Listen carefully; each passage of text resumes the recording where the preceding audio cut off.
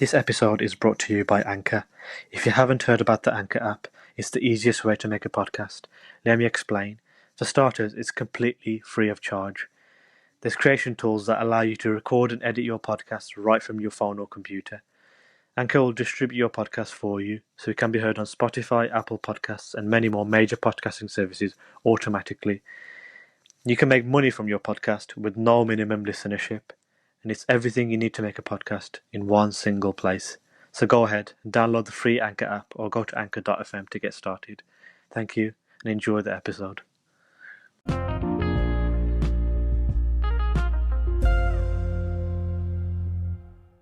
And welcome to, is it 10th episode of Gunner and Devil Episode now, yeah? 10. Wow, it's a new milestone, but yeah, we're back. Another game week and just fresh off Liverpool versus Man United, one of the biggest fixtures going. Yep. We've got instant match reaction today. We've got a reaction to Arsenal's draw against Crystal Palace. And we've got previews for the coming game week and of course transfer news and speculation as well. Yeah, excellent. Just to say the least, but yeah, how's it going then?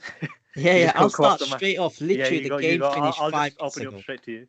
Yeah, the game finished 5 minutes ago, literally. So this is as raw as it gets. Complete fresh reaction, yeah. Reaction. Liverpool 0, Manchester United 0. Look, the game was built up to be this 4-4, game, 5-5. The score's going to be 10-10 or the entertaining game. But yeah, exactly. But we've seen that many years. We've seen that in many years that it's never a big game in terms of entertainment. It's always a tight affair. It's always like a real chess game, slow affair.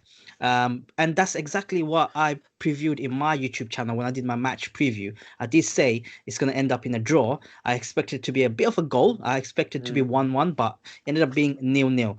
Now, in terms of the match, for me personally, the man of the match was Luke Shaw. He absolutely pocketed Mo Salah. Oh, yeah, he was great. He pocketed Mane in the other side, and they switched over and he pocketed Salah at the end. But Luke Shaw was phenomenal. Obviously, a lot of people were kind of a bit upset, seeing by some Twitter reactions, etc., why Bailly wasn't playing.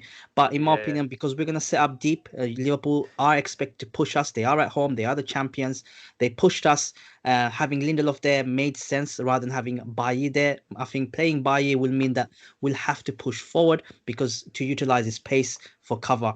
And I think if we leave any space behind Firmino, Salah and Mane, we are going to get punished. I was, I'll take the 1 point if. Yeah, you guys will definitely take it because at the end of the day, you went to Anfield and got something out of it. And you're still top of the league, aren't you? So yeah, exactly. So if a few weeks ago somebody told me you're going to be top of the league, you're going to go to Anfield, you're going to take 1 point from them, I'll say yes, I'll take it. Yeah, all day long. Yeah, but looking at the game, the stats show that Liverpool had more shots. I've watched the game; they had more shots, but apart from the Thiago shot, there was nothing going on for them. Their man of the match was Alisson Becker. He pulled off 2 amazing point-blank saves from Bruno Fernandes and Paul Pogba, and it just shows that they had more of the possession as expected. They had more of the shots off target as expected, but we had the better of the chances. You had the better chances. I thought, definitely, you could have definitely took the game. So we took the game. I thought that as the game went on, I thought that maybe somebody's gonna get a goal. I don't see it as having a 0-0 to it. It did look like one of the teams will get a goal. But credit to Liverpool for this is the 3rd game in a row without scoring a goal. Is it? They worry about their defenders too much, but I think they need to be worrying about the strikers. Yeah, Mane, Salah, Firmino. I mean, apart from Joe Gomez and Van Dijk, they've had the full strength, isn't it? So just they don't have any recognised centre backs. Plus, in our episode 9 when we previewed the match, I did say that Liverpool's got like 8-9 days off. So they had the rest. More of a rest, more energy, whereas we just played recently, which we'll come back to the game because we need to review that game as well. Definitely. But we are still top of the league. I'm going to end it in this note, right? Liverpool fans, you have dropped 2 points.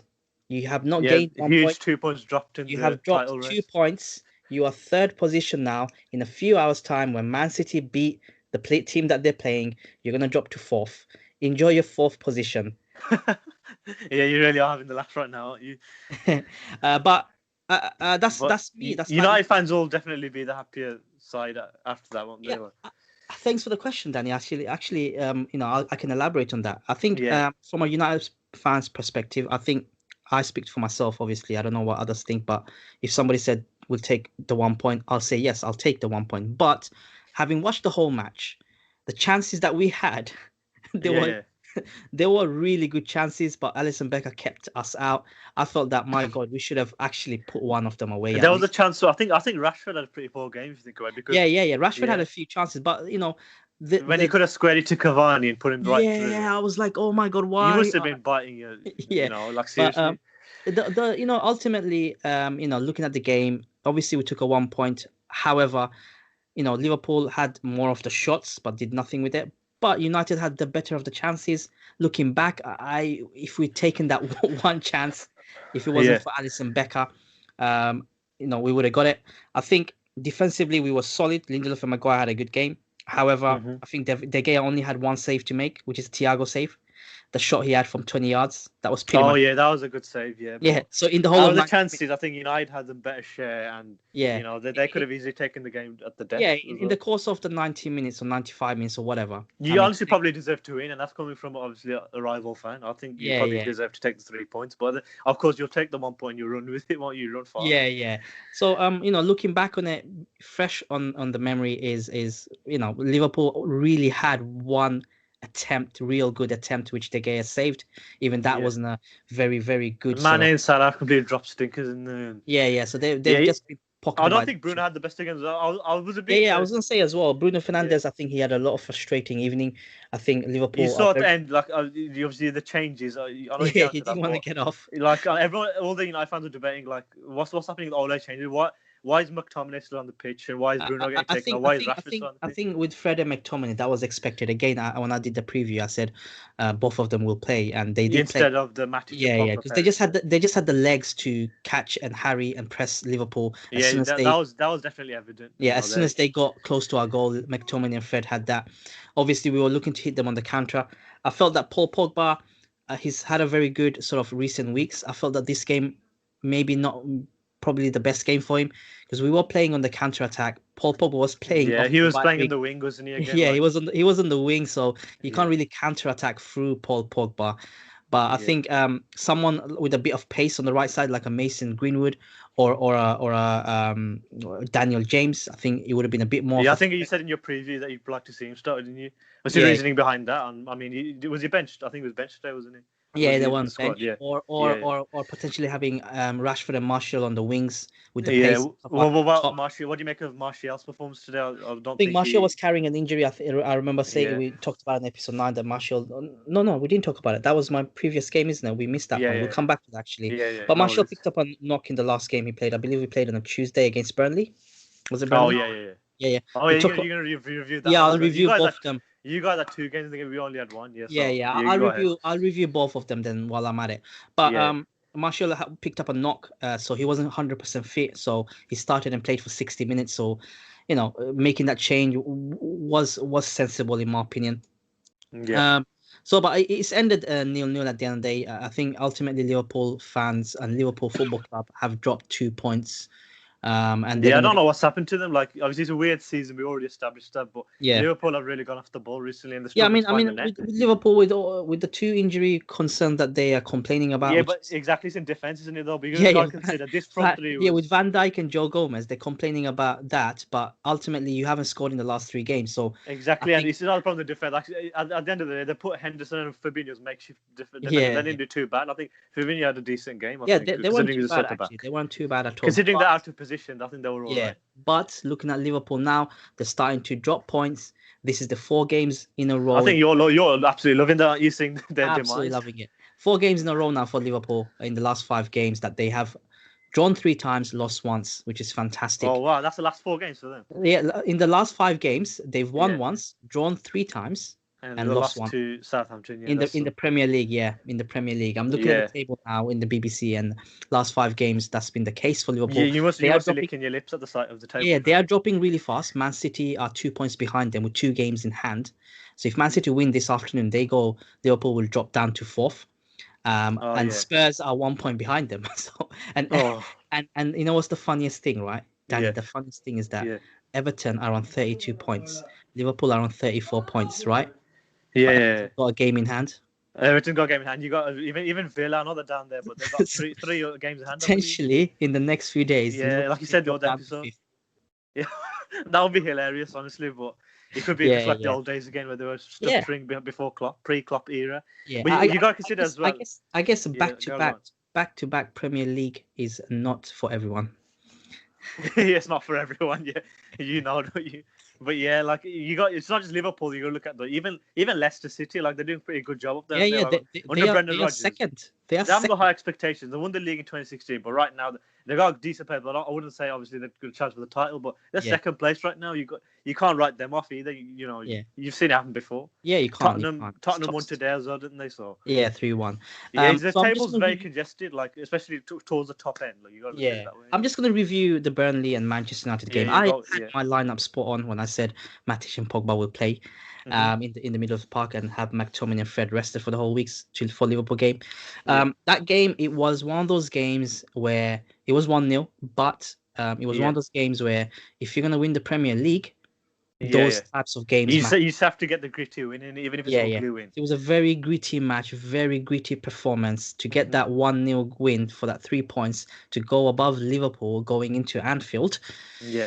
It was a good result, and I think ultimately looking at it, it wasn't a memorable game. Burnley and Manchester United, I think everyone's kind of eyes and head was set onto the Liverpool game, and that was happened. Yeah, but ultimately you still want to win, and going into that one. Ultimately, the whole week, out of 6 points, Manchester United have gained 4 points. 6, you would have taken that. They were top of the league, and we've taken points off the champions. I would have. This has been a very good week in my opinion, and thankfully we didn't pick up any nasty injuries. It was, with the way the Burnley played, the way the Manchester and Burnley match went, I thought there was a foul in there and that someone's going to pick up an injury. Obviously, Martial sort of picked up a knock, hence why he only able to play 60th minute. But I think Cavani coming on the 60th minute was the right call. Fresh legs up front, bit of a target man as well, bit of an experienced striker as well. And he done his thing. He just occupied the two centre backs. I think Cavani played the 90 minutes up against Burnley. Yeah, he played the full 90 minutes. Yeah. What do you make of his performance there? It was good. I mean, he's a typical number 9. Exactly. I actually thought the game today was actually suited to him as well because he's a big game player. I feel. Yeah. I would have thought that Cavani should have started, to be frank. Yeah, especially Martial was average. I think what would have been nice looking back on the Liverpool game, if I had to make a change, I will start Cavani up front and Martial and Rashford. I agree with you there. I think the reason being he's a target man as well. He's a target man. He's an experienced striker, as you said. However, the two centre backs, they're not centre backs, so he could have really had a field day with them. Yeah, exactly. They weren't even centre backs. Henderson and Fabinho, not even nice centre back. Yeah, they're not centre backs. So for Cavani to play in between them, he would have probably, with his clever runs, being a typical number 9, more experience against sort of newbie sort of centre backs pairing, especially the centre back pairing. I think Cavani would have done a good job in my opinion. Yeah. But that's pretty much my review for both the games: Burnley against Manchester United and Liverpool versus Manchester United.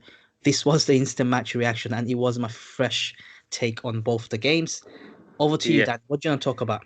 Can I ask you a question though before I get onto mine? Are you like you said a couple of episodes ago? I believe you said that I'm still going to be all out for the foreseeable future, but going into that's a massive topic, right? It's a massive topic, I know, but are you comfortable discussing it now? Or is it too early, I'm gonna go through my tweets right now while we're on air to get that date. Okay. Yeah, go ahead.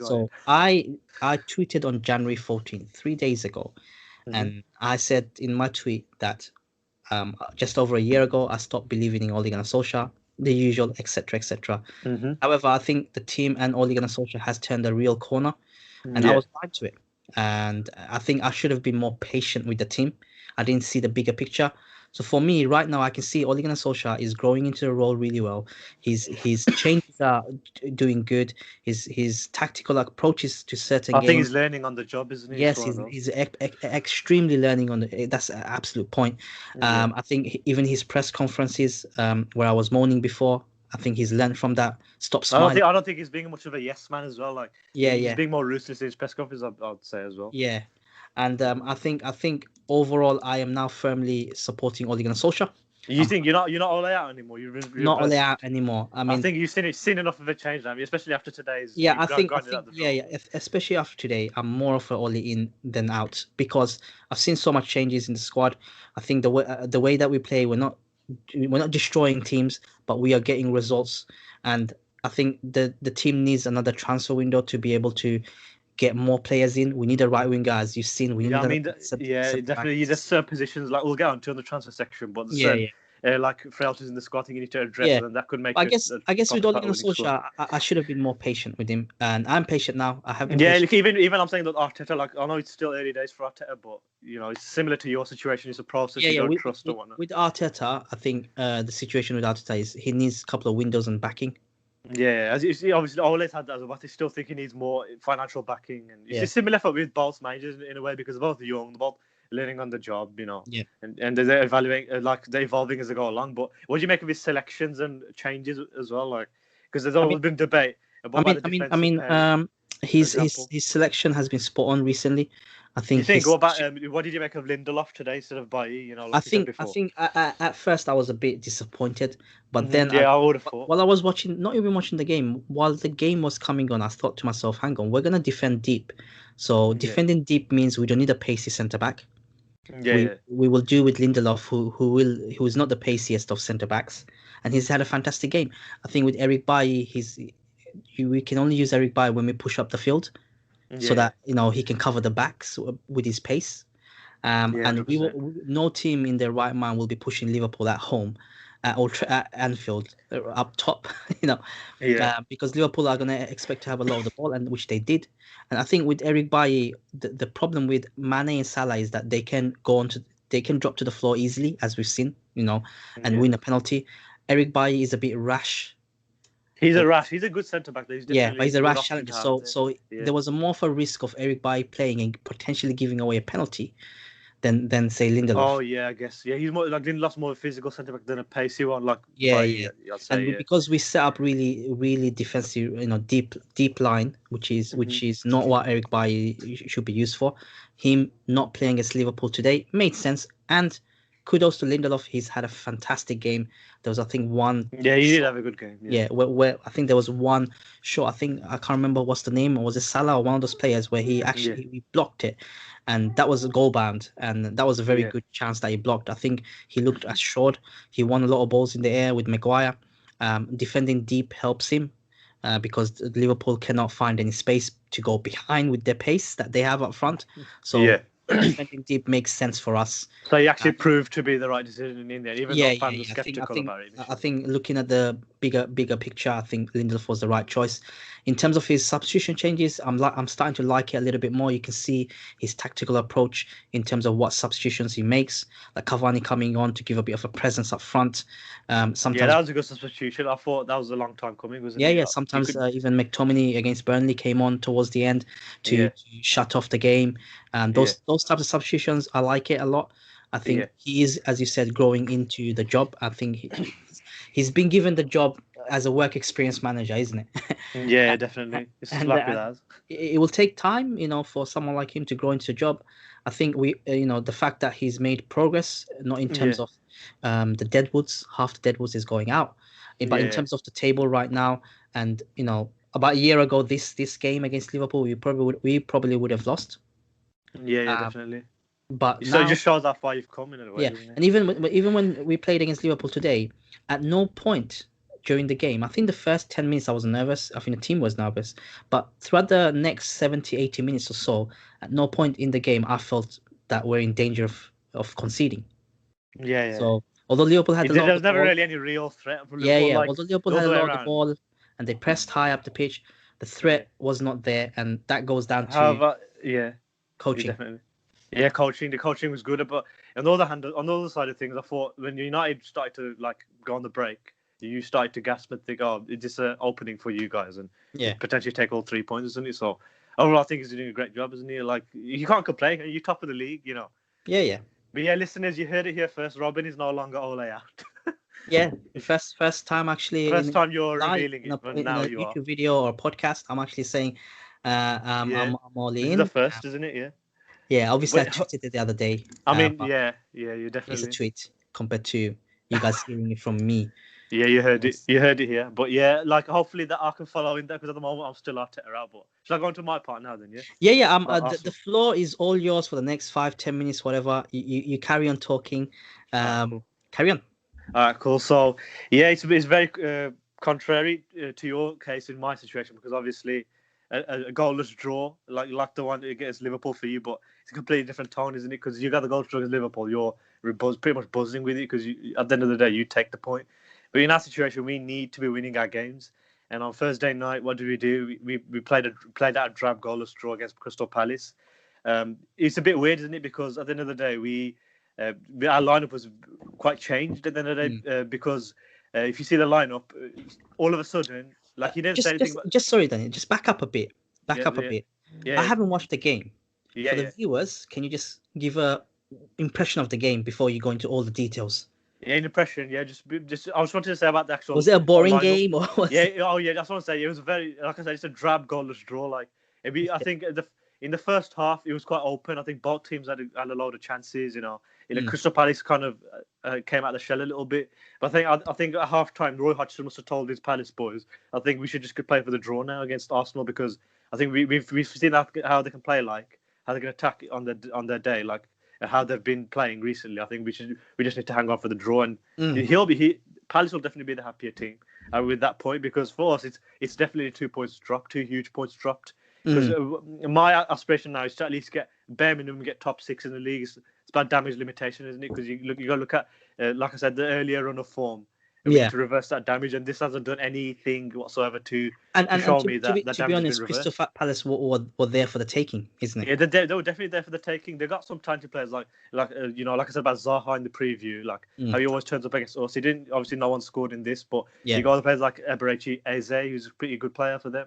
He's a young player, and they came, and actually in the first half they were actually quite open and they had a go at us. And people like even Christian Benteke, you know how he's fallen off in recent years. Even he could have Mm. taken the lead if he could actually shoot because Mm. our defense was pretty suspect again, like that day. Just from the offset, you could see because in the lineup, Kieran Tierney and Pablo Mari were left out completely suddenly, and everyone was asking why was that because Mikel Arteta actually didn't say anything about it in the press conference beforehand. Well, You Tierney know was that. left out. Yeah, Tierney was Your best completely left player. out of this. Exactly, like remember last like 1 or 2 episodes we were like how much we were praising him, and even you Yeah. were like he deserves that praise, and he was a player of the game week 2 weeks ago. Could have got it last week as well, but this week he's completely left out, and he just begs the question, doesn't he? Like, where's the communication at this club? Sometimes you got to think, because Arteta didn't say anything about it in the press conference, and suddenly we Mm. see the lineup on the day, an hour before the match, and we find out he's not even in the squad. And like I said before, Kolasinac was our backup left back. He's gone out on Mm. loan. So what do? We play Ainsley Maitland-Niles there, who's out of position. He's Mm. actually he's a right wing back. You can say so. Playing him in left back is out of position, and it showed because you could see what we were missing in Tierney. They're not Mm. just that profile of player that we needed in there, like what Mm. Tierney has, but like the mentality as well that he Yeah. transmits to the rest of the players. Mm. He's got a captain mentality, hasn't he? And apparently, I heard that it was a precaution due to muscle tightness. I don't know how much to believe about that. But then the next day, I heard that he's going for an MRI scan. Like, for muscle tightness, doesn't it seem a bit suspect that he's going for an MRI scan? Mm. And Pablo Mari had the same thing as well. He was playing decent, and he was left out because of muscle tightness again. It's when he had that Mm. bolt. There was rumours that actually the club we bought Mari from, Mm. we needed to play. There was a clause in his contract where we needed to pay like 1 million euros or something if he made another appearance. Mm. So there's obviously questions. Was that the reason, or was it actually an injury? So like I said, there's questions that need to be answered at this club still. Another 2 points dropped. Yeah. Partey was on the bench. He came back from injury. That's fair enough. He got some minutes, and he came on, and he was a bright spark. Mm. Gabriel, he came back from coronavirus, but why didn't he come straight back in the starting lineup? You know what I mean? You got David Mm. Luiz who went right in there. I don't think, like I usually say, he's a decent defender, but I think it would have been better starting Gabriel and Holding or Gabriel and Mari if he had the fit. Mm. But David Luiz starting, he didn't really warrant it, and it was average performance from the defense. Like I said, obviously got the clean sheet, but I think the main problems came in attack, didn't it? Aubameyang again. I don't know what to say about him, but what has actually happened to that man? Like since the contract, like he's just been completely a different player, hasn't he? Yeah. I think everybody in world football notices that. Yeah, everybody knows. It's not just us Arsenal fans. It's you, everyone else, isn't it? Like It's you people guys. from the outside as well starting to notice it. Yeah, like I don't know what's happened to him. We've tried him centre forward, which we were crying out for so many weeks. We tried him there. He didn't really do it. You got 1 or 2 goals, and that was it. And You the put him funny back in the thing that wing, and he's still suspect. yeah, So what the do you funny think thing about it? about Aubameyang, he's actually Yeah. not a poor player. He's actually a really really good player. He's a But, world class player, like yeah, by exactly. reputation, but on form, he's completely like. There's actually been debates. Should we actually drop him for the next game? Which I'll get onto the preview for the next game. But like you got Martinelli, who like thank God that wasn't a serious injury because we found out obviously that's not a long term injury, so he's going to be back. Like I think last week I said that it looks like it was a bad injury, but he's going to be back for that. And he obviously can play left wing just like Aubameyang has been playing. So this question: should we actually drop him? Aubameyang, because obviously he's not firing at all at the moment. What do you think? Do you think he should be dropped or? I think every player, no matter unless you're Ronaldo and Messi, especially Mhm. in Ronaldo's case, Yeah, because Messi's kind of deep down, isn't it? yeah, Um, I think every player needs to be dropped every now and then. yeah. I think You have to play players on form, and that's the thing in football. yeah, Doesn't matter how good you are as a player overall. exactly. You got to And play them on form. looking at it, if I was say playing for Manchester United, and I see say example and as an example, and that's not in saying that Anthony Martial is crap, but let's say use Anthony Martial as an example. He hasn't been scoring. I've come on and I can do a better job, and I've been scoring, and then he still gets picked ahead of me. Yeah, As a young player looking into that, like, is it really worth it for me to stay at the club? yeah, exactly. You got to start to ask the question. If Yeah, a star player, someone who's supposed to be a star player, if he's starting, no matter how much stinkers he drops, then you got to yeah, wonder, haven't you? And like I said, yeah. remember last week we said that this episode would introduce not just the player of the game week, but also the stinker of the game week. So I think we'll have to go into that one we as well. I think Yeah, yeah. Actually, we can before our next subject is the previews looking ahead, right? yeah, So yeah, let's do the player of the week. yeah, yeah, Once you're yeah. finished. Just before I finish off what I was saying, Yeah, but yeah. yeah, we've had. I know we go into the transfer section, but we've had Rob Holding, who's signed a new like long term deal. But that's another thing. Like, should we be aiming for bigger and better players? Like, Mm. you got to think like we got Gabriel in there. I think we needed another centre back in there with him. Like, so I'll get onto that. But you got Granit Xhaka in the midfield with Dani Ceballos. I said before that was all like that could be something to try if Partey's not available. I think Xhaka's actually had a good turn of form. He's probably the best of a bad situation. He had a decent game. Like, he was passing more positively. It's what you want to see. I still don't think he's fit to wear the Arsenal shirt because of history and what he's done over the last 1 or 2 years. Mm. But he did have a good performance. I can't lie. Ceballos, he was average. This is another thing with him. Do we keep him on a permanent deal, or do we just let his loan deal run out? Because at the moment he's not dropping consistently good enough performances, isn't it? So let's see what happens with that one. He was okay. Smith Rowe, I can't fault him too much. Obviously, we need another number 10 in there with him now. Obviously, Özil's leaving. Mm. Smith Rowe's there, and there's so much pressure on him to perform. He's the sole like out and out number 10 in that team, and you can't Mm. guarantee, you can't obviously expect him to drop in world class performances every week. Like, I think that match was pretty suspect, obviously, because we didn't create any chances.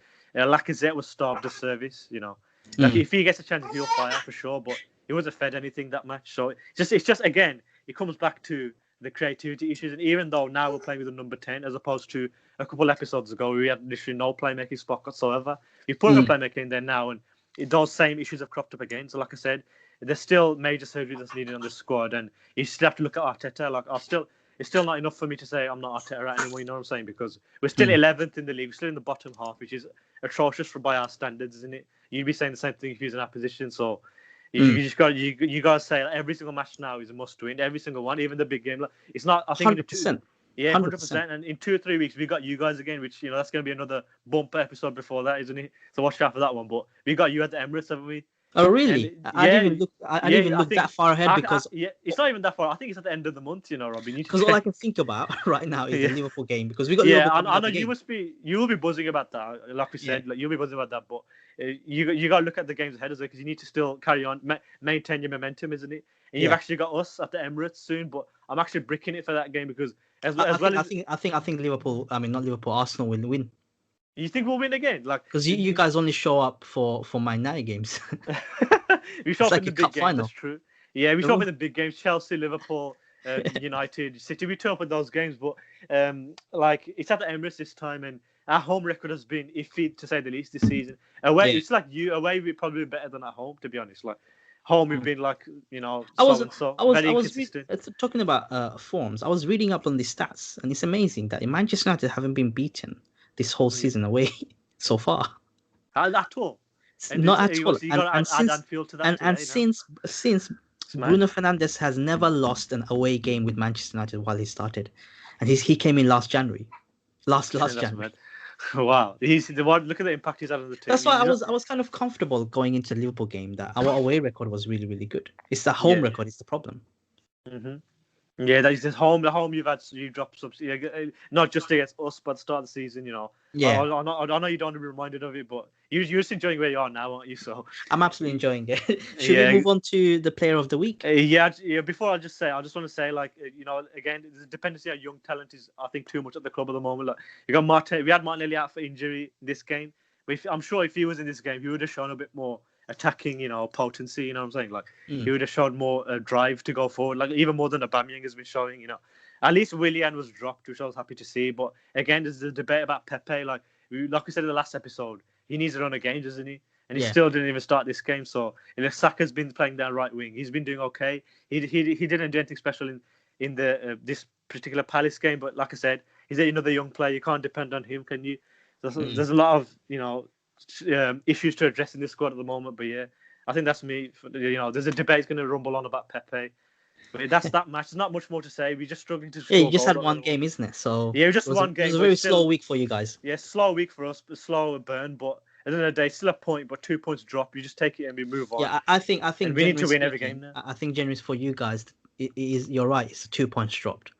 Huge 2 point drop. Like I said, from our standards, we need to be. We're not even in the top half yet. Like we talk about this remontada. Like I said in the past conversations, even I'm guilty of that. I was saying that obviously any Arsenal fan would think that after the horrible run of form we had, we beat Chelsea, then we went on like a 4-match winning streak, I think, including the FA Cup. So you got to think, are we turning a step backward again, like in this match? Because it still feels like a defeat, doesn't it? Like 2 points dropped. It still feels like a defeat, but that's all I can say. But hopefully we can just pick ourselves up now quickly because, like I said, Newcastle tomorrow, we need to get a win out of that again. We need to find some creative potency again. But yeah, that's me for that particular game.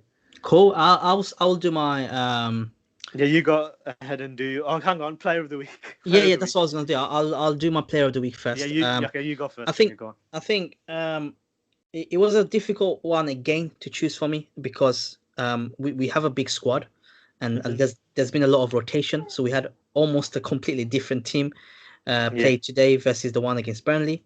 I think Pogba was sensational, but for me, it has to be Luke Shaw.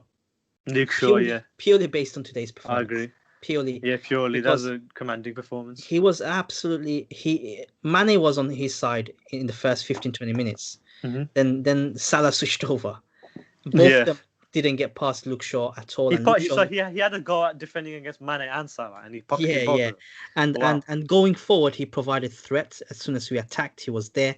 And he's been such an improvement especially when Tellez signed, which goes to show that quality competition in a squad helps. Because Luke Shaw was pretty much, left back. He knows he's going to get picked left back all the time because we didn't have any other left backs in the club. As soon as Tellez came in, Luke Shaw's standard really shot off the roof. I think because he knows the competition's there behind him. Yeah, he knows. Especially in Portugal. He knows if he has a bad game, he's dropped. He knows that. And I think it's important we do that for the right back position where Aaron Wan-Bissaka, who's had a very good game today, but he's been really poor in recent months. Overall, he's been really, really poor because he doesn't have any competition.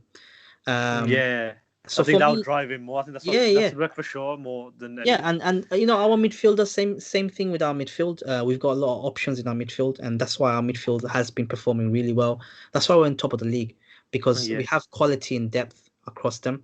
Yes, there are. You have a really in-depth squad. Like I think that's what we're lacking compared to you guys. Yes, there are a few positions that we need to improve. We do need another 3 more good, very world-class players, in my opinion, to be able to say comfortably for me, Manchester United are going to win the Premier League. But a performance like Luke Shaw, what he had against Liverpool, against the champions at home, was big guy performance. He was absolutely a monster. Defensively, he looked like I don't know, Paolo Maldini at times. Hmm. um, Yeah, is that good? he was brilliant today, and He's on another Salah did level. Yeah, not. Salah, who's one of the best attackers in the Premier League, in world yeah, football, in top five certainly for me, best yeah. wingers in world football Yeah, inside I forward. bet that stink like pains to say that, but at the end of the day, he's been dropping stinkers recently, and Yeah, yeah. including today. Yeah, and he's been absolutely pocketed. There was a stat that came up on my feed which I have lost now. I wanted to read it out to you when I was mentioning my player of the week.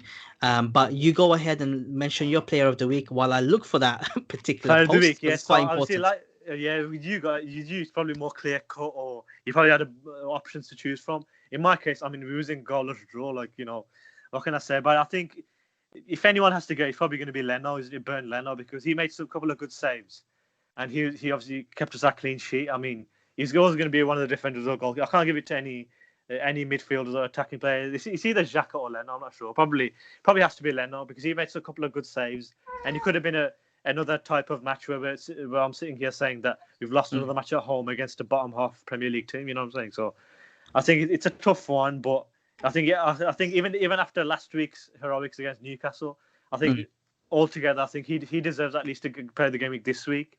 mm, Hopefully next episode I can give it to him for being creative or attacking player. You know what I'm saying? Because we've mm, scored goals. Because I can say we've scored goals this week. We haven't scored any goals. So I think I just have to give it to Bernd Leno this week. And stinker of the week I think has to go to Pierre-Emerick Aubameyang, doesn't he? I mean, mm, because all the pressure's on him to get the goals, and he's not obviously performing at all. And his run of forms could you hopefully I can stop naming him in the stinker of the week, segment. But right now he's just not the pressure's on him to score goals, and he's nowhere near like the top scorers. Like Oh, last, oh, oh yeah, I forgot. Are we doing stinker of the week? yeah, we are. Like I said, I just said Aubameyang it has to be my stinker of the week. I Oh my mean, God. that's a great idea by you, but are you even gonna say one this week? Oh my Is there God. one for Because you? we've had actually two really good Yeah, you've performances. had two good performances, but I've had a star striker that's not I, firing on I, any I cylinders. I cannot think of a player that has. You know what? I'm gonna be very brave here. I'm You're actually gonna gonna give it to be very. Rashford or Bruno? No, no, no, no. Yeah, No, yeah. no Actually, way. my stinker of the week is Bruno Fernandes. Is it? Yep, he's Wow, been this is awful another today. first. It's first after first, yeah. Yeah, yeah. He's been awful today. You didn't He use that bad. I actually thought you actually tried compared to to his create something in the standards. team. Yeah, Compared to his compared to he's got standards. high standards. I'll give you that, Yeah, but and he he's hasn't been he's the great. one, Yeah, creative and he flaw in your hasn't team. been great against Burnley as well. And Yeah, yeah, I that's for think sure. if you look at the overall squad, the defense were amazing. We kept two clean sheets. Yeah, that's Midfielders, defend that to get like your player of the week yeah, this week, Pogba isn't has it? been So amazing. yeah. Up front, we've been really good from what we have. Hmm. Um, and I can't really give stinker of the week to say someone like Cavani, who's only Not even barely. not even Rashford. I think at the performance today, I uh, think I think I you think still think I he think deserves Rashford to had be let more of off an this week. impact than Bruno Fernandes. What frustrated me about Bruno Fernandes, especially today, is that Yeah, he could have played a couple of simple passes, but he just yeah. tries to be too elegant at times. Yeah, And he's that type of silky number 10. He just has yeah, to yeah. try So I the think sometimes a risky pass. simple pass forward will do. I think one of the chances that potentially we could have had on the break was through Bruno Fernandes today. And rather than playing a simple pass, right, Yeah. simple crossing or whatever, he tries to cross it in with Hmm. his outside of the foot. Oh, yeah, And, and I'm that's the thinking, type of player he is, though, isn't he? yeah, I'm thinking, dude, just relax a bit.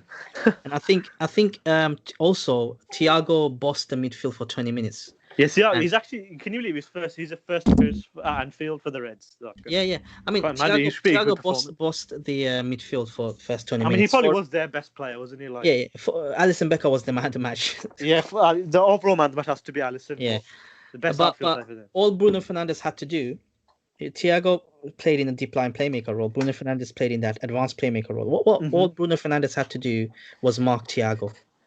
Yeah, I mean, there's a lot of pressure on him, but obviously every week you're Yeah. expecting him to drop a good performance because you've been so reliant on him over the past year since you signed Mm. him. So I guess Mm. you got the expectation there for him, haven't you? So because he hasn't fulfilled the expectation, you have to give him a stink of the week, don't you? Really? Mm.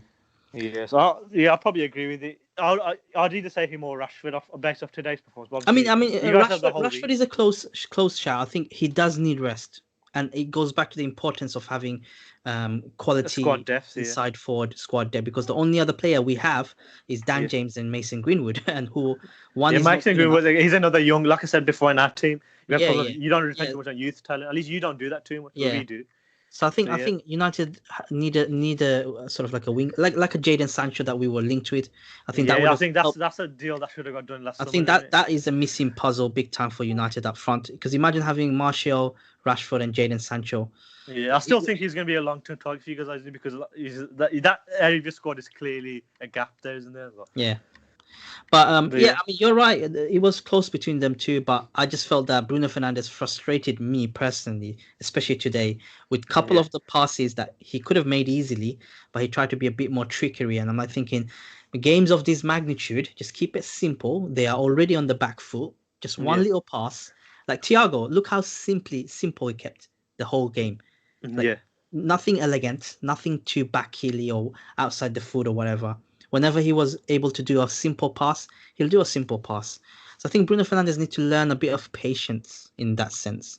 yeah. Uh, I think his patience with him, at but times, do your thing for 70, 80 minutes, do your thing, whatever, because you've been good at it. But for yeah. 5, 10 minutes, just keep it simple. You know the funny thing with United though, at the end, as a whole team, like I'll just go back to that Liverpool game. Like it was the last 5-10 minutes they seem to come out the shell a little bit, which is I find a bit ironic. You know what I'm saying? Because Yeah, yeah. I mean, yeah, I I mean, thought I you mean, shut up shop then, like you just I to get mean, the I mean, point. the first 20 minutes Liverpool were just all over us as expected. Yeah, yeah, But I yeah. think as the game went on, especially the last 15 minutes You or grew whatever, into it it, probably. Yeah, it, it looked like more of Manchester United getting yeah, the points. yeah. Yeah. You good? Um, yeah, yeah, you carry on. Yeah, okay. But yeah, it's actually mad. I think that so I suppose it cover boys as star players are both sticks of the week this week. You know what I'm saying? It just goes to show the amount of expectations we place on those players. Like Aubameyang, he's expected to score the goals. He didn't do it. Gets stinker of the week. And you got Fernandez, who just didn't provide any kind of creative flow like he's supposed to be doing in it. So it's good that you gave it to your defender. He's a defensive players of the week in it this week, especially because it Yeah, has yeah. been goal. I It's think been goal-less galore. It hasn't been goals galore. It's been goal-less yeah, galore I, this I week, think hasn't it? defensively we were amazing. I think keeping a clean sheet against Burnley was expected, but keeping a clean sheet in the way that we kept the clean sheet against Liverpool was Yeah. very impressive. The fact that they didn't have a real clear-cut chance through the whole game. Mm-hmm. Thiago's 20-yard shot was the only real shot they had that where David De Gea had to make a save. Oh Uh, yeah, yeah.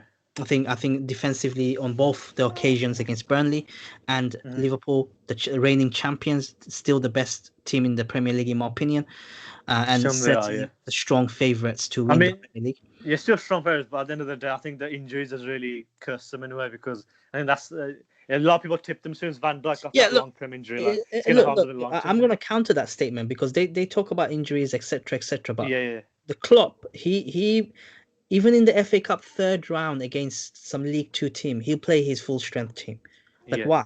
You need to rest players in the Carling Cup. Oh yeah, he used to be like he'd rest players. I think recently he's actually been playing, Yeah, especially the game where he's playing the kids, He's Aston literally Villa kids. played. He's literally played his front three pretty much played almost every game this season, Mm-hmm. and Yeah, he needs to rotate. He needs to, if he talks about rest, then start with yourself. Like rotate your squad.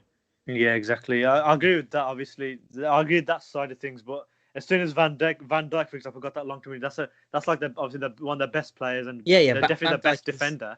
And yeah, they needed him for that title push to defend their title. So obviously yeah, that's gonna seriously harm their chances, isn't it? We'll have to wait and see. Though at the yeah. moment, it That's doesn't look good definitely for gonna them. harm the chances. But I think the front three is still the same, and they Yeah, haven't scored for a long time now.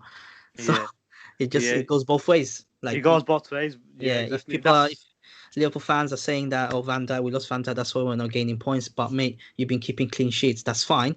It's just the other end, and you haven't Yeah, lost the Firmino, other Salah, end, Mane. yeah, to the attack, yeah, and plus Jota got injured And as well. I mind think you, he was they've added a world class player in the squad, Thiago. yeah, Thiago tried to link the play up between Yeah, the defense and attack, and yeah, yeah, and like they invested heavily in Jota, who's got injured recently, only yeah, last he week. was in form actually before his Yeah, injury. I he think only he's got out for a injured was it couple of last months. week only, so he was playing. Yeah, yeah, exactly. He was probably one Yeah, of the better forwards. No yeah. one really What expected in happened it. to Minamino or whatever?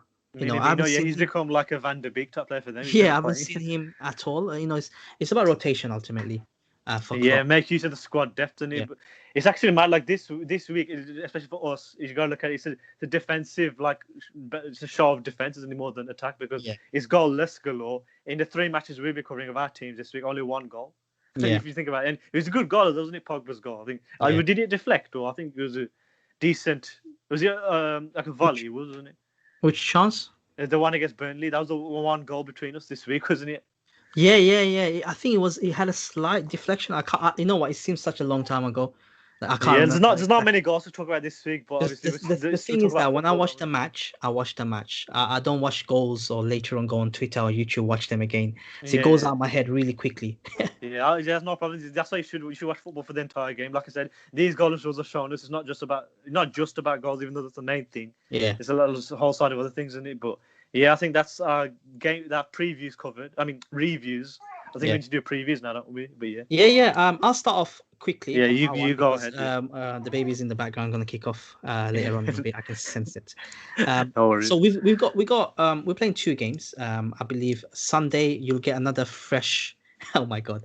Next week Sunday you're gonna get another fresh match review because Liverpool and Manchester United are back at it again in the FA Cup. But before that, Hang on, is uh, it? Oh yeah, it's FA Cup next yeah, week. yeah, yeah. Oh, I But should before that, repeat it. before that, Oh before wow, yeah, before that, we got the Premier League. So we got Fulham away to Fulham midweek. Yeah. in the Premier League, who are fighting relegation. I think we Yeah. should have an easy game with them. I Mm-hmm. think I'm expecting Bailly to play. That will Yeah.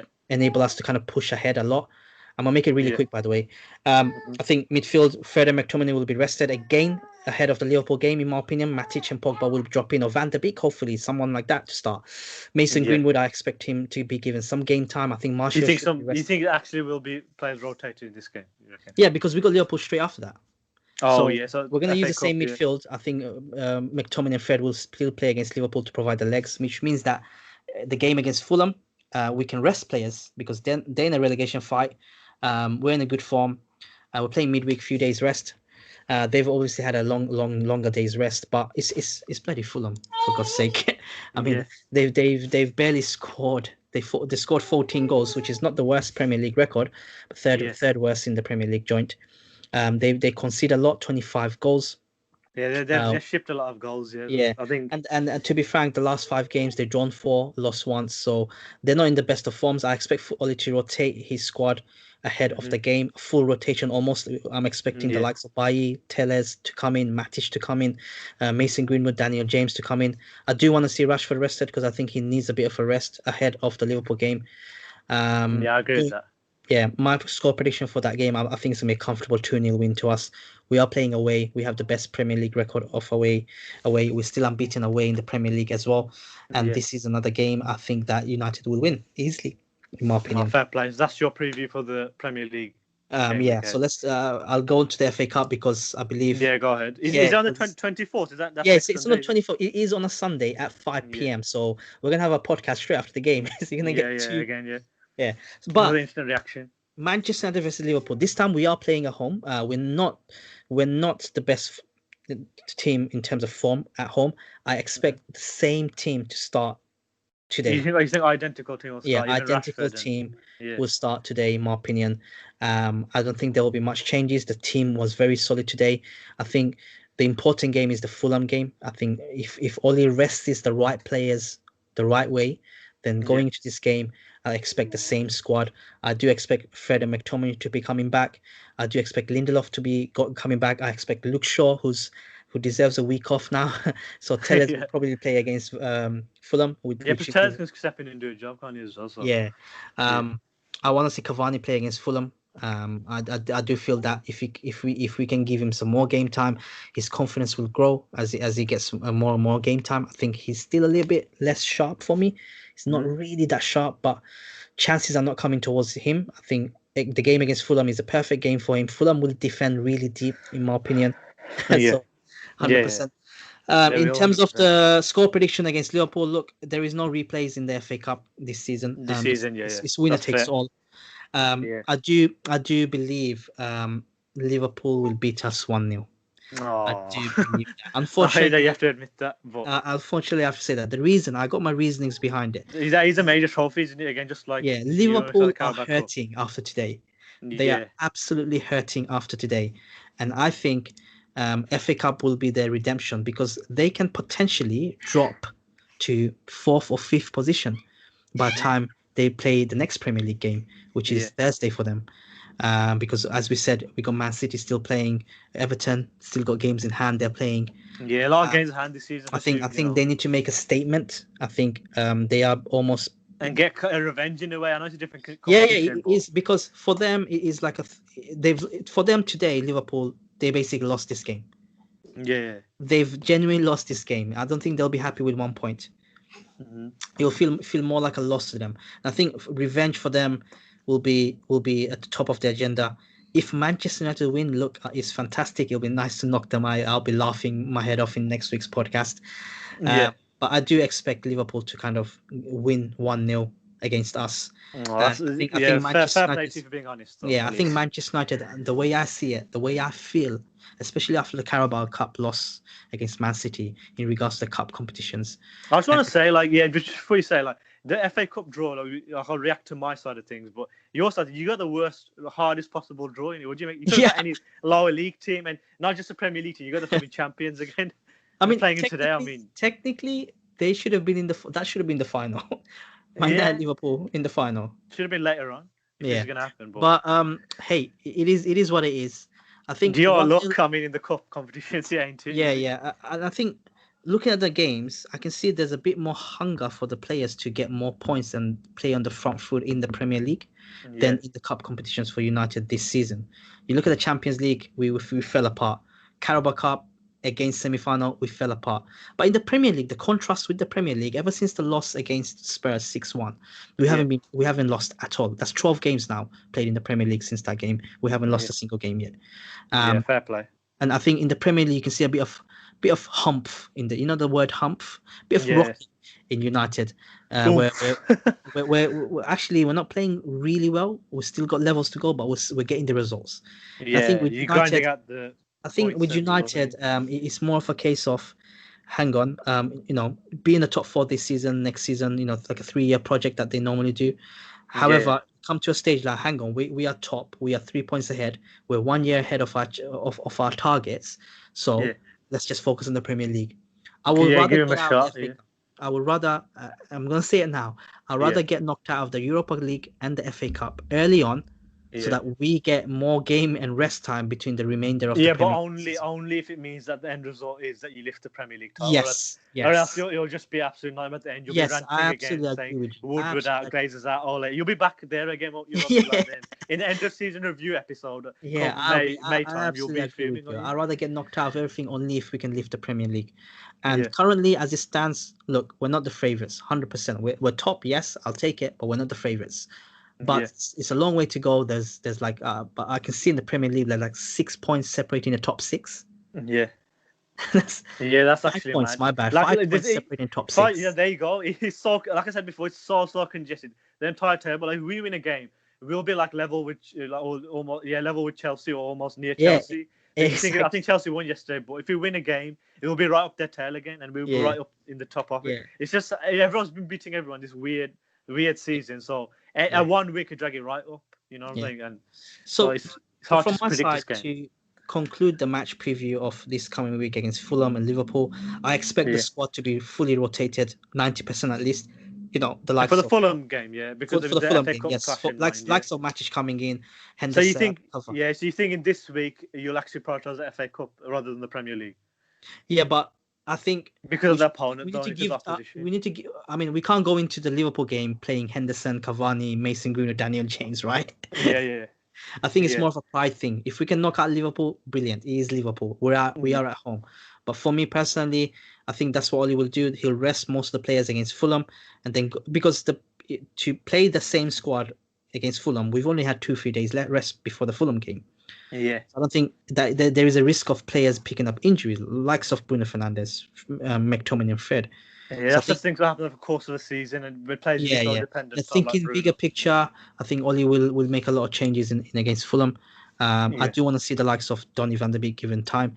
But going back to Liverpool game, to finish up, I think in the FA Cup, yes, I would rather not go too far into the FA Cup, especially if we can lift the Premier League.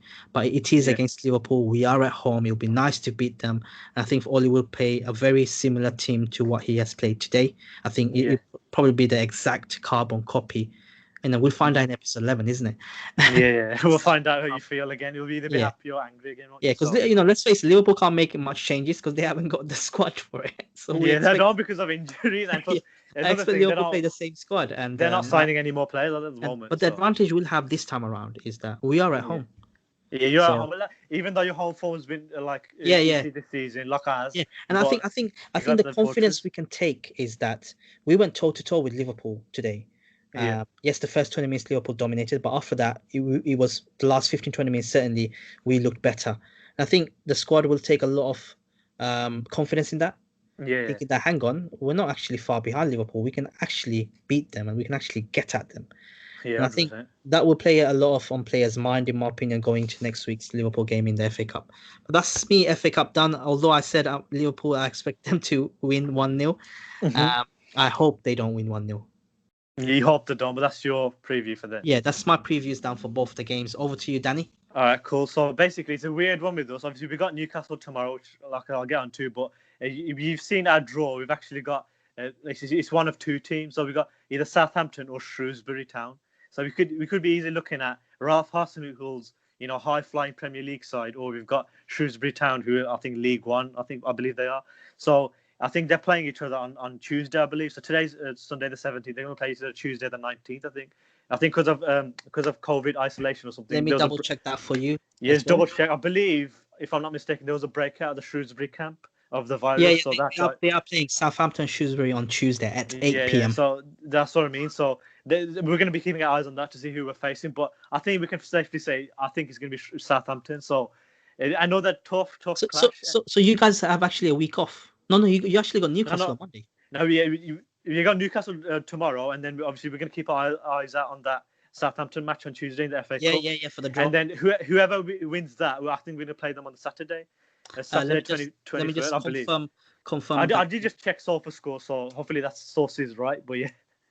I think just double check, but I'm pretty sure that it is whoever wins that match on Tuesday night, we're going to face them on Saturday. No, it doesn't. Strangely enough, there's no on my thing. Oh yeah. Sorry, I was looking at Sunday. Yes. If you search up Arsenal FA Cup in Google, it just say the fourth round Tigers FA Cup. It says TBD, which obviously means let's face it, it's going to be Southampton, isn't it? Yeah, it's going to be Southampton. Let's face it, and then and don't get me started on them. Ralph Hasenhüttl. You know what a shrewd, great manager he is. I said before that he's actually a really good manager. He's a solid manager. He's like a Poundland Klopp. He could potentially be as good as Klopp. In a funny way. Yeah, I think he's got that same mentality. I think he's the type of manager that if you give him more backing, he will do. Yeah. If you give him the players there, with the players he's got there, he's doing a pretty good job. He's got Theo Walcott. Although mind you, Southampton are missing Danny Ings. Yeah, they're missing Danny Ings, but they got options there. I know Danny Ings is a great striker. But he's a manager. He'll still improvise with the resources he's got. And like I said, he beat Liverpool the other week. The day then after lockdown. Yeah. So they could turn up and really shock us. And considering we're the holders, there's got to be extra pressure on us. Yeah, there's going to be a lot more eye on you guys, isn't there? Yeah, exactly. And I think that for some reason, for the fixture congestion reasons, they did the fifth round draw as well. Whoever wins this game will play whoever in the next round. And I think we've got Wolves or non-league Chorley. So whoever wins that, and I think you can safely tip that's going to be Wolves. So Southampton and Wolves are most likely looking at, which is atrocious if you ask me. Because I think that's going to be on the February side, isn't it?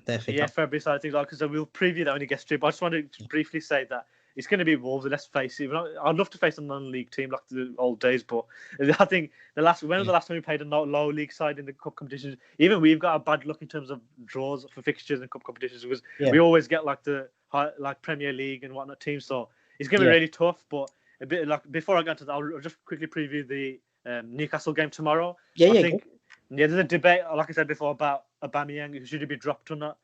I'm in two ways about it because I think that on his day he could be firing in all cylinders, isn't it? But I think you got to play players on form, haven't you? So I'll probably just drop him and maybe bring him on like just for this game, just see how it goes. And obviously, I've heard that Martinelli is available for full selection again, so Mind start you, him there. mind Yeah, you. go on. Okay, Yeah, before you continue, I'll give you some stats as well, so yeah, no you worries. have more ammunition as well. Yeah. So Newcastle are currently on 15th, right? Hmm. They played one game less than Arsenal, and they Yeah, are they are a currently, relegation battling team as yeah, well. Let's not they make are mistake. currently on 19 points, which means that if Newcastle win the game Yeah. against Arsenal, Oh God, they still can't even have a think about game it. in hand, and they're Yeah. just two, well, if my maths is correct, 2 points behind you guys, right? Oh wow. And and This season, man. and Yeah. it gets a little bit worse, a Oh little God. bit worse. Oh God, I'm already. Okay, they scored. They're not. They concede a lot of goals, but they score a lot of goals. They Yeah. scored 18 goals in 17 games to Arsenal's 20 goals in 18 games. Oh God, you've So conceded more than Newcastle. You know. I'll give up, man. Like yeah, Steve Bruce's side, you've conceded more than them. That's a yeah. charge. So Newcastle, they are a threat up front. Yeah, They yeah, they just score goals, and they know that if they win against you guys, and they know that Newcastle gonna be physical. yeah, yeah. They're gonna be physical. Yeah, Uh, they've got like the personnel for that, like yeah, yeah. and Uh, their manager is very shrewd. Like he'll yeah. just shut up shop when he'll just Yeah, he'll park the park the bus. bus. I think Like he did that, like if the FA Cup tie, like the other week is anything to go by. If it was a 90-minute match, it would have ended 0-0, just like the yeah. Palace game. So, like I said, we've had problems creatively, and based on current form, it's just hard to say how we'll turn out tomorrow. So I just pray that the right Arsenal turns up, and I think the lineup selection is going to be key as well, isn't it? Like, we Mm, need players like Smith Rowe to turn up, and Martinelli probably needs to start ahead of Aubameyang just to teach him a lesson that at the end of the day, no player's guaranteed a place in the side. You're not entitled to it. If you're not playing, he's not performing, then you can easily get dropped. You know what I'm saying? So I'd go. It might be a bit controversial, but just for this match, I think we should try it out. As long as Martinelli is fully fit to start him on the wing. mm, Knowing Arteta, he probably still play Aubameyang just because he's the captain, he's the star. He's meant to be the star player. He's meant to be. mm, It's a key word. But me personally, I've got Martinelli, and obviously Lacazette, I'll stick with him because I think goal scoring wise, he's recently overall he's been stepping up again. So mm. like I said the other day, I think he needs to start. I think I said before about Pepe to give him a run of games, but I don't know what he's been doing with him. I think he's probably going to give Saka another chance in there because he's a youngster and he's showing him up, isn't he, at the moment? There's been debates about Pepe should we move him on. That's another thing about in the transfer side of things. But like I don't think I think we should give him another chance. Like he hasn't been giving enough of a platform, to Mm. actually show his talent. But I think he's going to go with Saka, Smith Rowe, Martinelli. So it's going to be like that young mid-attacking three, isn't it? And then you got Lacazette up front. I think Partey's back in there. Straight, put him back in there, please do. Like he came on the other day and he showed that spark in that. It was a short time he was on for, probably 15, 20 minutes. Don't know the Mm. exact time he was on, length of time, but when he was on, he did show a bright spark. And I think now he's got his match fitness back. I think he's definitely needs to go straight back in the lineup. Him and Xhaka probably. Me personally, I got Partey and Ceballos. Maybe Partey can drop back and Ceballos can have the platform to go forward a bit, Mm. or Partey and El Neni. But I think knowing Arteta, based on current form, I think he has to be Xhaka, doesn't he? Like, I think he's showing a better performance. Even though I still don't think he's the answer, Xhaka. I think he still needs to go. But at the end of the I'm season, gonna but stop you right there. I'm gonna yeah, stop you right there. yeah, go on. Okay. Breaking news. Yeah. Just in. Oh God. Ozil Yeah, I've heard about that. Yeah. off to Fenerbahce. Yeah. Like I said, I was just about. I'll get onto the transfer side of things. Yeah, I was yeah. really. We'll get to that. I know we're reaching over an hour now, so Yeah. probably yeah. I'll make it quick in terms of the preview. I'll just say that Yeah. Xhaka and Partey should be in that midfield pairing. Tierney, hopefully he'll be back. I think I heard he's going to be assessed. We just have to pray and hope that he's back in that lineup because you do know we need him. And I think Pablo Mari's still going to be out for a couple of games. I think Arteta said so. I think it should be Gabriel should go straight back in there. It's probably going to go Gabriel and Holding. Let's be real, because Holding just signed a new deal. I think they see him as the answer. I think he's still got a lot to prove in my eyes, but let's see what happens with him. I think Bellerin's probably going to start right back, and of course, there's no question he has to be Leno in goal. And I think in the FA Cup, it's all dependent on the opposition, isn't it? Like if it's Southampton, I think we're going to play a similar team. I think you can't change too much up. Maybe bring El Neni in, or we don't have any other number 10s in. Like I said, that's a transfer thing as well. I think maybe Ainsley needs to get a game in his actual position. Still keep Leno in goal. I don't want that Runarsson guy in because he can't save his life. I think maybe David Luiz and them need to get going. I think rest some players will mainly keep it the same place, especially if it's Southampton. We can't really. If it's Shrewsbury still, but I think we can almost guarantee it's going to be Southampton. Let's be honest. But I think it will be a similar team for that. But you'll be interested to see. I think we'll keep an eye on that one. But I think that's the previews for now. We do need to be winning both of those games. We need to carry on reversing the damage from the last calendar year. But yeah, that's in terms of the preview. That's it. Awesome. Let's Cool. move on Let's get into the swiftly onto the transfer side of transfer things. news. Should we start off? Let's Then with start that off with the breaking news. Ozil, Oh God. Mesut Ozil transfer Oh news. God. Talk to me. I'm actually gonna cry on the podcast. Like seriously, Mesut Özil is, like I said last week about his legacy. I I'll said put his maybe. picture up on the thumbnil. He Oh God. posted a Oh, nice thanks for picture. that. Thanks for that. He's actually posted a nice picture of his family on the plane.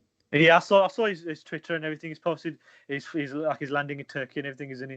It's Yeah, the saddest thing ever, isn't it? Like the way it's ended his career, but he's given us some absolute fantastic memories. He ended our like 9-year trophy drought. You know, yeah, Wenger brought him in. He was one of the best players in the world at the time. I said it before, but I'll just quickly say that I wish him all the best. Thanks for all the memories, Mesut. We love you. We'll always hold you in our heart.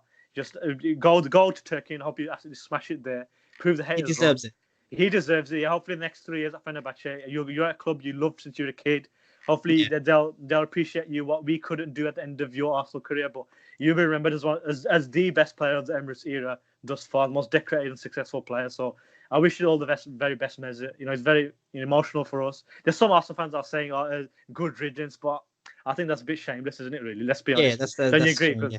he's given us 7.5 years of his life, of his career, and his prime. We saw him in his prime. Don't forget, when he was at Real Madrid, he was very young. He was you the know, he was best. assisting He was the best Ronaldo. number 10 in the world when he was at He was Real best Madrid. number 10 at Real Madrid. I think for the first couple of seasons at us, when he ended out, he was in his prime as well, up until probably 2017, 2018. I think that season, but basically Wenger's last season, and after that, I think he started running a bit more issues. But he still I remember that goal against Leicester in 18-19 season, with Aubameyang, that link up with Aubameyang, and that goal against Liverpool in 17-18. Those are some of the goals against Chelsea 16-17. Those are some of the goals that stick in my head.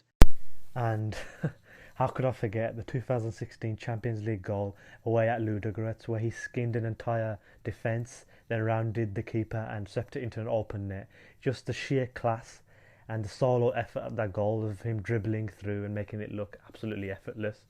It's one of the best goals he scored in an Arsenal shirt. Of course, there's many to pick from and many great memories and moments to reminisce about with Mesut Özil in an Arsenal shirt. That was one of the best goals I've ever seen by any player, let alone by Mesut Özil in an Arsenal shirt. So, you know, I wish him all the very best in the rest of his career. He spent the most of his career with us, the biggest and prime chapter of his career with us. Obviously, there's debates about whether he's an Arsenal legend. Obviously, you can't compare to Thierry Henry and Dennis Bergkamp because they're the top two all-time best players for our club. But in terms of the Emirates era, he's our best player, and in the entire Emirates era, I mean, so surely he's got to be classed as a legend. In my opinion, he is, but obviously that will divide opinion. In my opinion, he's the best player of the Emirates era, of course, so I think he should be considered a legend, and plus he ended our trophy drought. And like I said, you know, we enjoyed plenty of great memories with him, you know. We're really going to miss him, we're really going to hold him in our hearts forever, like I said. You know, but he's ended that trophy drought. He's taken 4 FA Cups, I believe, 2 Community Shields. So he's still been our most decorated player. 44 goals, 77 assists. I think over 250 appearances, 260 appearances, something like that. I think his exact numbers are around 259, I believe, if I'm not mistaken. So he's given a lot of time to us. So I wish him the very best. Fenerbahce, be glad, appreciate that you got such a fine player. He's still only 32. He's not absolutely old yet, but I wish him the very best there. And that's our big, obviously, outgoing this week. It just makes you wonder about what could have been, really, because if you think back to the 2015-16 season where Leicester won it, and we were the only ones that really challenged them, and we had Mesut Özil in the form of his life that season and the season after, and you know, like I said, until the end of Wenger's reign. But in that particular season, he was providing assists left, right, and centre. But who did we have up front? Olivier Giroud. He was a good striker, but not a fantastic world-class striker, which is what we needed.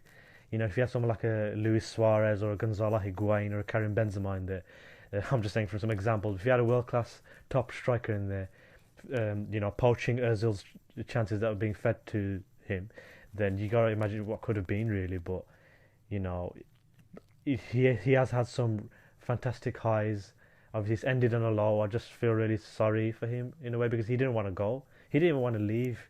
I think the board should be ashamed of themselves for sure, because the way they treated him at the end of his Arsenal career, you know, exiling out the squad just because he defended Uyghur Muslims, I believe, you know, because of Chinese broadcasting rights and all these other politics. I think just because of politics to end what has been overall a beautiful time at Arsenal, I think is a bit shameless from them. I think that they need to take a long, hard look at themselves, and also Mikel Arteta for being their puppet, because I mean it's really, really sad to sort of see the way it's ended. But obviously, I'm grateful for the times that he was at his best under Arsene Wenger, and even under Unai Emery. It just hasn't worked out since Mikel Arteta came and he made those comments defending us Muslims, and especially the Uyghur Muslims. I think he just stood up for what was right, and this is how he gets treated. That's all I can say. But he's been a loyal servant to our club. So many mercenaries have served us over the years, like Alexis Sanchez, Robin van Persie, those type of players that just snaked us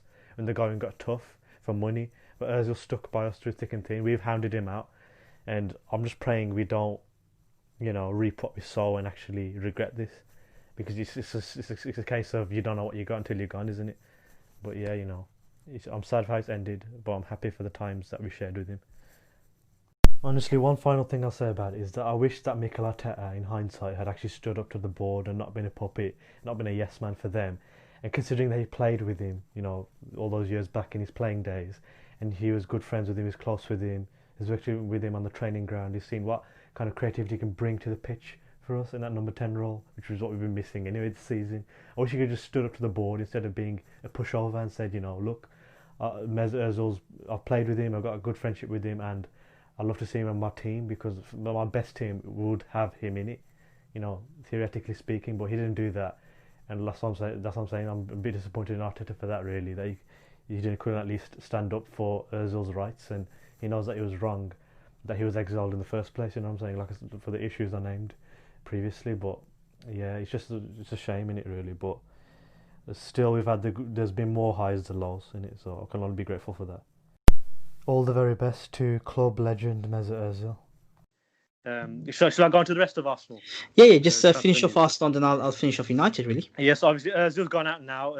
There's continuing talks about Socrates. We're still trying to push him out.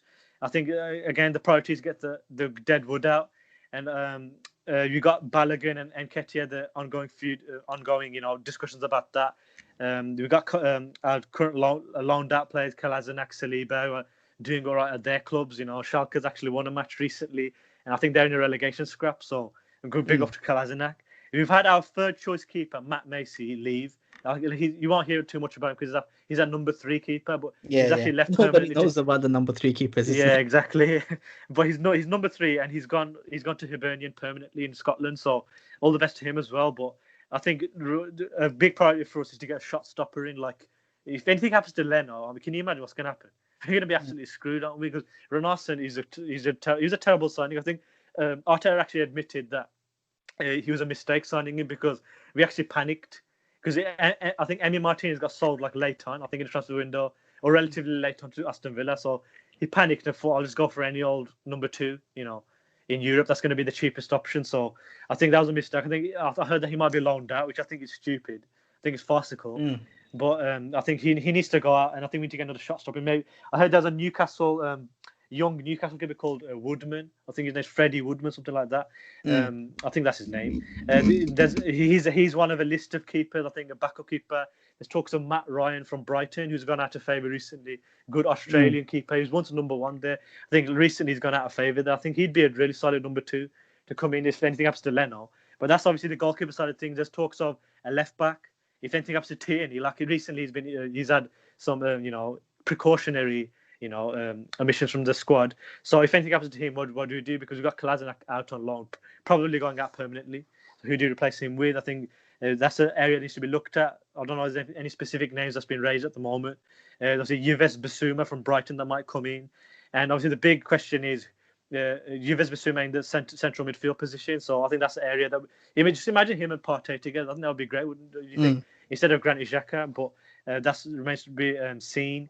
I think obviously the big continuing links are who is going to replace Mesut Özil in that number 10 shirt. We've had talks of Buendia. I don't particularly rate him too much, like I said before, because he played in the Championship. You can't take a step from Özil and then downgrade to a Championship Buendia.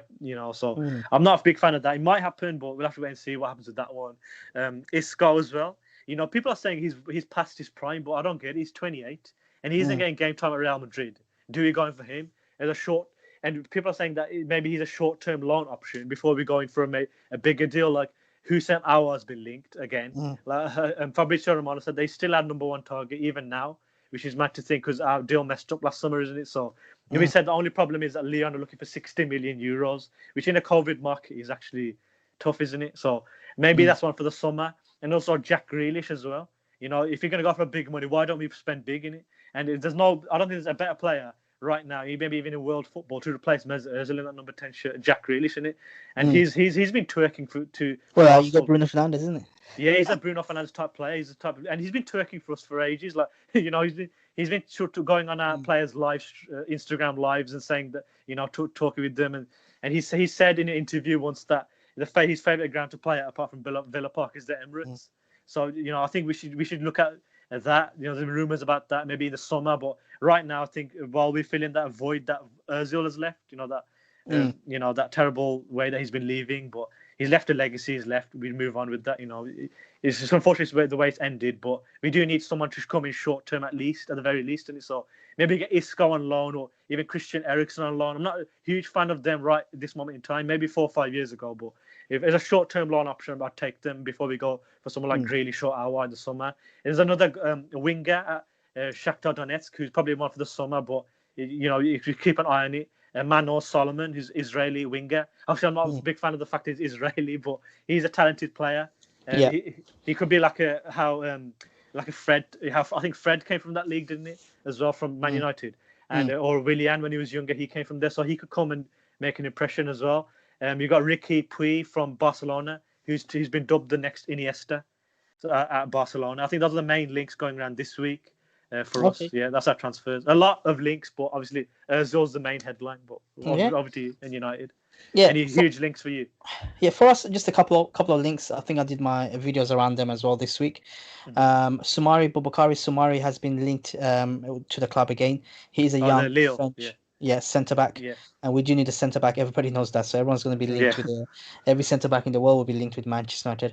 I do doubt it's going to happen at all because I don't think the club will invest in this January transfer window. I think there's going to be more outgoings than incomings for us.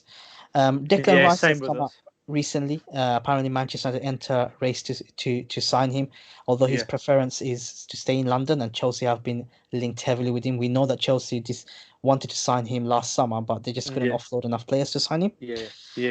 So those are the two big links, incoming links coming to Manchester United. But outgoings, there's been a few again. Obviously, bigger one. Mensah's gone, Timothy Fosu Mensah's gone now. I think we signed him from Ajax. You know, as a youngster, had a lot of high hopes for him.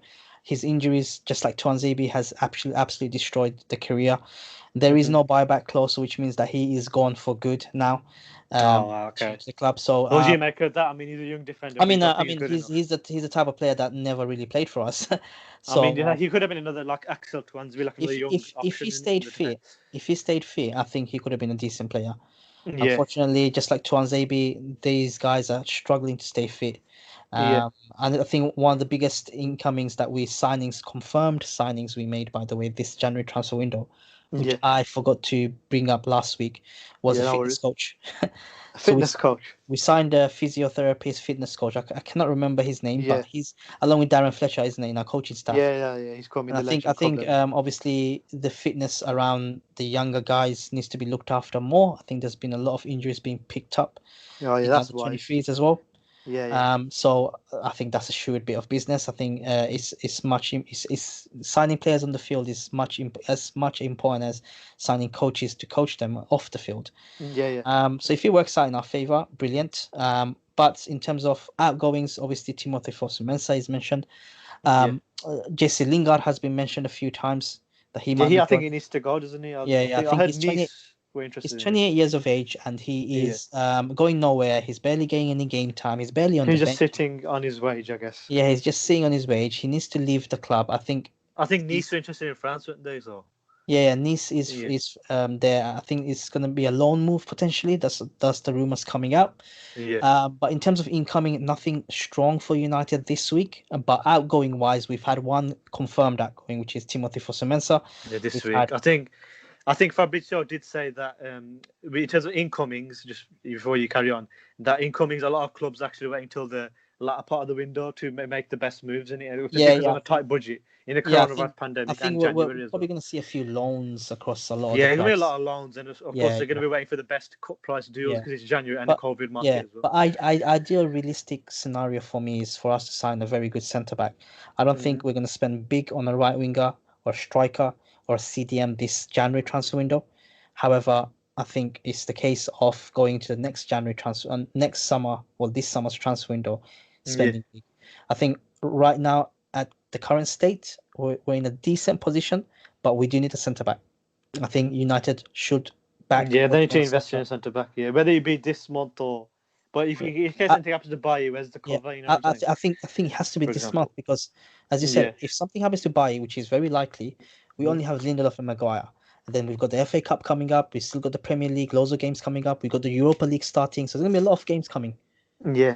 So we do need another centre back.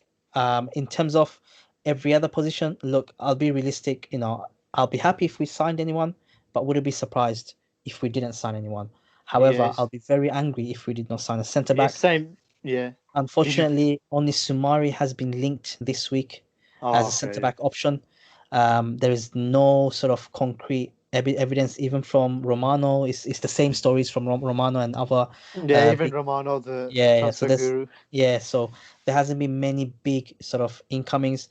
I did read something about Mbappe, but I'm not gonna buy into that. I was just about to mention that. There's a whispers, maybe a summer move, maybe a mega. Because Mbappe's got 18 months left on his contract, same as Paul Pogba, which means that PSG needs to make a sale this summer to get a lot of fee for him. Otherwise, as he reaches towards the end of his contract, that is if he doesn't want to stay there, if he wants to challenge himself in a better league. And I think he's not gonna stay at PSG for too long. I think he needs a bigger challenge. The French league, you know, he's been in the French league for since he began with Monaco and now into PSG. He's won everything in France, in my opinion. And I think he's got a big move in him. I think Barcelona, Real Madrid are the usual maybe Spain, you suspects, but there's also even Liverpool or United in this Premier League as well. You know what? If he signs for United, that's our right wing sorted for like 10, 15 Forget years. Sancho. However, never say never. He's going to cost a lot of money, but as he's got 18 months left on his contract and Pogba wants to leave, PSG being one of the destinations, why not swap Pogba and Mbappe and pay a bit of money? So win-win, to be fair. Just one last thing I want to say about Arsenal. Like you just said about the fitness coach being appointed in your guys. We've actually appointed a new director of football operations. I think his name Richard Garlick. A funny name, but I think he's currently lovely. Yeah, he's currently working in the Premier League, so you know he can come in. He's going to come into us very soon, I think. And I think he previously was director of football at West Brom. So you know, awesome. Not the best of teams, but if he comes in, hopefully. He can help Arteta out a bit, and you know, he's worked in the Premier League, and maybe he can get some penalties in it. But anyway, that's the transfer section done, and that's pretty much wraps up our show. He's quite a good show today. Yeah. It's actually a big show. It was a big show. Yeah, a lot of comeback, especially considering it was goalless galore this week. Yeah, it was a longer episode, given the fact that there wasn't many goals to talk about in our match previews. Like you had a 0-0. We had only one goal against Burnley. Yeah, it just shows how much they talk about in football and in our podcast in general. And so imagine there was goals flying in. I'm sure it would have reached 2 hours. Yeah, maybe. We'll try to keep it around this time anyway. But yeah. Thank you, Robin, so this podcast will be uploaded in my YouTube channel on Mondays at 8 p.m. It will be uploaded immediately as soon as possible on Sunday, most likely on podcast platforms such as Danny.